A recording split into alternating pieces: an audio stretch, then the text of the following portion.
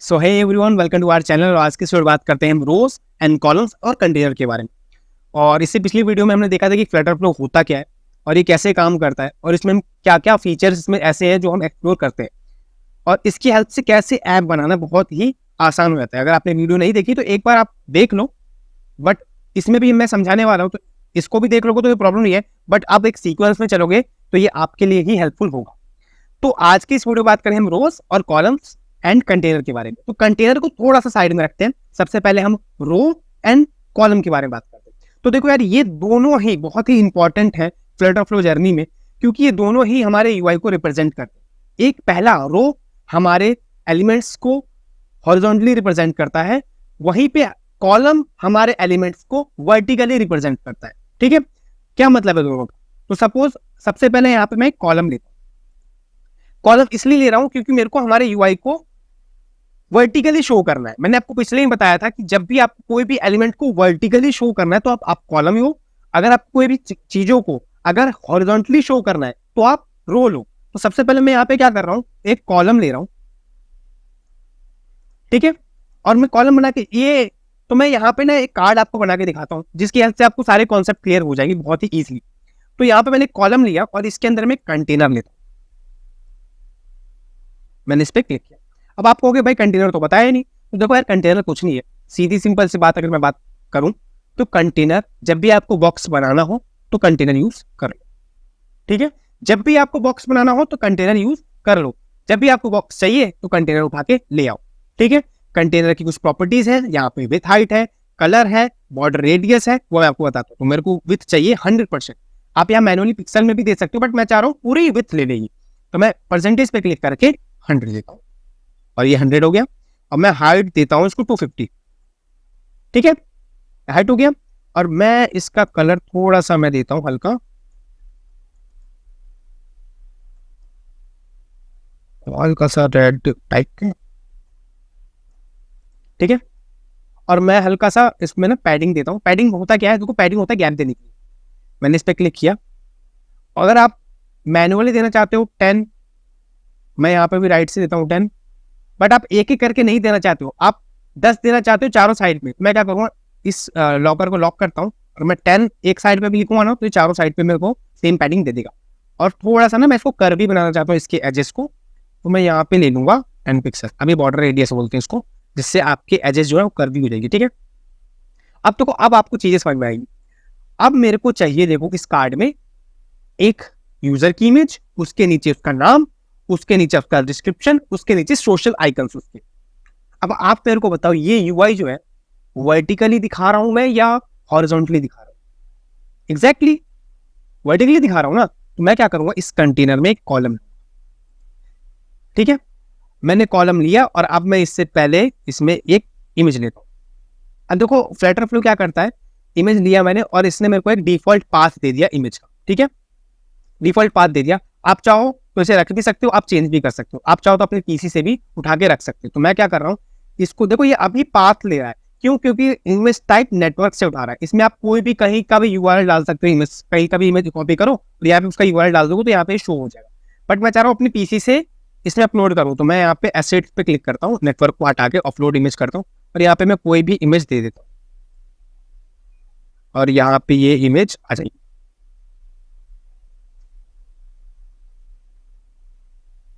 देखो ये इमेज आ चुकी है। मुझे इमेज का साइज कम करना है तो मैं देता हूँ 100 और इसकी हाइट भी 100। ठीक है, और मुझे इसके एजेस को कर्व करना है तो मैं इसको ना 8 की जगह पे 50 दे देता हूँ तो ये कर्व हो जाएगा। थोड़ा सा मेरे को गैप भी चाहिए ऊपर से, तो मैं 10 पिक्सल गैप भी दे दूँ। अब ये मेरे को यूजर की इमेज आ गई। अब इसके नीचे मेरे को इसका नेम चाहिए। तो याद है हमने क्योंकि कॉलम यूज कर रखा है, तो अब जो भी एलिमेंट यूज करोगे वो वर्टिकली शो होंगी। तो मैं सिंपल जाता हूँ अपने कॉलम में और यहाँ पे एक टेक्स्ट ले लेता हूँ जिसमें, और टेक्स्ट आ चुका है और यहाँ पे मैं टेक्स्ट की वैल्यू चेंज करता हूँ, इसकी मार्क दे दिया और इसका फॉन्ट साइज में थोड़ा सा बढ़ाता हूँ नीचे से। आप जिस पे भी क्लिक करोगे ना, सपोज मैं इमेज पे क्लिक कर रहा हूँ तो इमेज से रिलेटेड प्रॉपर्टीज आएंगी, टेक्स्ट पे क्लिक कर रहा हूँ तो टेक्स्ट से रिलेटेड प्रॉपर्टीज आएंगी। और मैं इसको थोड़ा सा ऊपर से ना पैडिंग भी दे देता हूँ। ठीक है, और इसके नीचे मैं एक डिस्क्रिप्शन भी चाहता हूँ, तो मैं कॉलम पे क्लिक करना है और मैं आप टेक्स्ट लेता हूँ और मैं यहाँ पे लिखता हूँ hello I am mark and I am very kind person.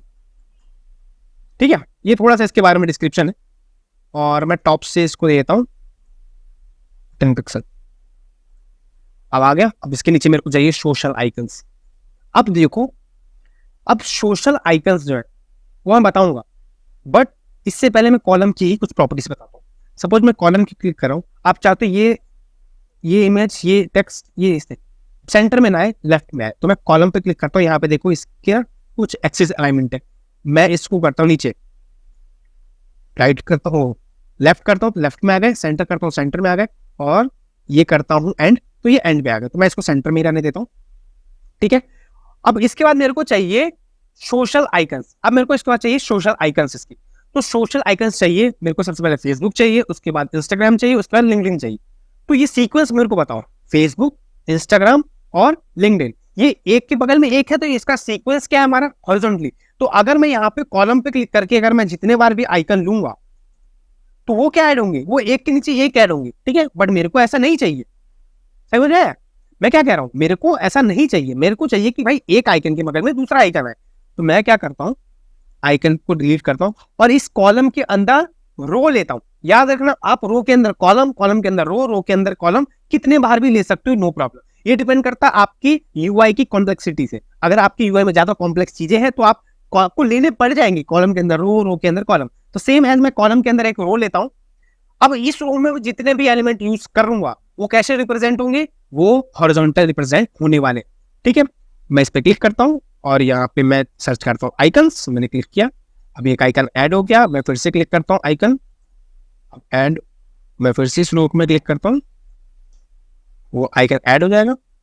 ठीक है, मैं चाहता हूँ ये आइकन सेंटर में आए, तो मैं रो पे क्लिक करके यहाँ पे सेंटर कर सकता हूँ, राइट कर सकता हूँ। इसको बोलते हैं स्पेस इवनली, सारे के बीच में हमारे स्पेस जो है बराबर बराबर आएगा, इसको बोलते हैं स्पेस अराउंड। शुरू और लास्ट के एलिमेंट में थोड़ा सा स्पेस कम आएगा और बाकी के एलिमेंट के जो भी बीच में एलिमेंट होंगे वो सब में बराबर बराबर आएगा। इसको बोलते हैं स्पेस बिटवीन। शुरू और लास्ट के एलिमेंट में स्पेस नहीं होगा, बीच में जो भी स्पेस बचेगी सब में इवनली डिवाइड हो जाएगा। ठीक है, बट मैं इसको सेंटर में रखता हूँ। ठीक है, और मैं इस पे ना थोड़ा सा गैप भी देना चाहता हूँ 5। मैंने इस पर क्लिक किया 5, आइकन पे मैं क्लिक करता हूँ 5, और मैं फिर से आइकन पे क्लिक करता हूँ, मैं देता हूँ। अब देखो मैं ये लॉक क्यों कर रहा हूँ, अगर मैं लॉक नहीं करूँगा तो मेरे को मैन्युअली देना पड़ेगा 5 5 5 5, बट मैं लॉक करके अगर 5 दूँ तो एक बार लिखूंगा हर जगह ऑटोमेटिक आ जाएगा। अब मैं इसके आइकन चेंज कर दूंगा, मैं यहाँ पे लिंक्डइन दे देता हूँ। मेरे को चाहिए यहाँ पे लिंक्डइन, मैंने लिंक्डइन ले लिया। इसके बाद मेरे को चाहिए इंस्टाग्राम। तो देखो ये है मटेरियल यूआई के आइकन, ये है फॉन्ट ऑसम के और कस्टम के।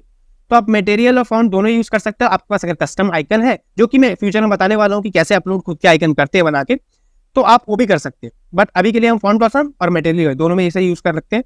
तो मैं इंस्टाग्राम उठाता हूँ भाई, यहाँ से मैंने क्लिक किया इंस्टाग्राम ले लिया, और यहाँ से लेता हूँ मैं फेसबुक आ जाओ।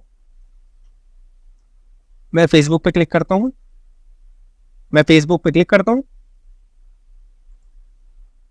और मैं इसका ना कलर चेंज, मैं इसको रखता हूँ इसको रखता हूँ सपोज थोड़ा सा इसका ना अलग कलर होता है इंस्टाग्राम का, मैंने वो रख दिया।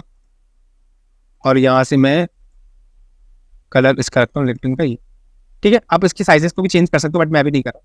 मैं थोड़ा सा ऊपर से गैप देता हूँ रो में 10 पिक्सल का।